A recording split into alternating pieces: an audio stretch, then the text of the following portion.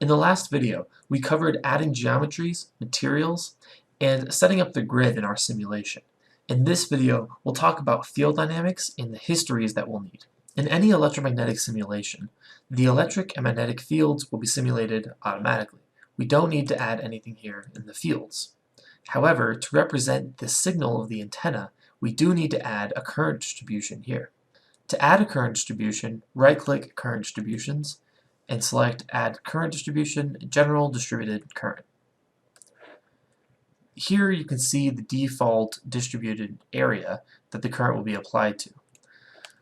We want to change this to represent more of what an antenna would look like from a cell phone. In this example, the current is going to be applied to a Cartesian 3D slab. The coordinates of the slab are specified here.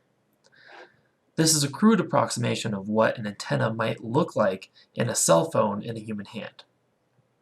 For the current, J1, we can apply the spacetime function that we defined earlier. Right-clicking here, we can say Assign Spacetime function and turn on source. So now, the current that we defined earlier will be applied to the y-hat direction of this current source. Next, we need to address the boundary conditions of our simulation. In this case, the boundaries are all 6 sides of a rectangular 3D slab encompassing our simulation. If we go into boundary conditions and right-click, we can add the boundary conditions we want.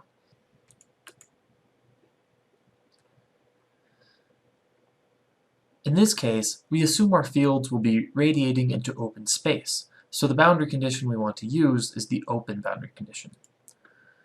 We can apply this open boundary condition to any surface. In this case, there are only the surfaces of the edges of our simulation. For example, we can use the lower X surface.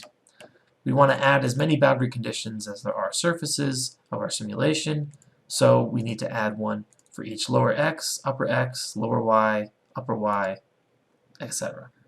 Here I have added all of the boundary conditions we need and have renamed them accordingly. At this point, we've set up everything we need to run the simulation. However, we need to add one more thing to make sure we can analyze our results more effectively later on.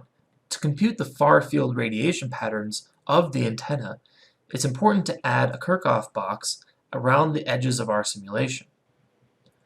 To add this history, we right-click Histories and select Add Array History Far-Field Box Data. Here, we need to specify the volume that encloses our simulation. Under Volume, select Cartesian 3D Slab and select parameters that encompass your entire simulation. In this example, we've used the following values to encompass our simulation. At this point, we're ready to run the simulation, and in the next video, we'll talk more about how to do that.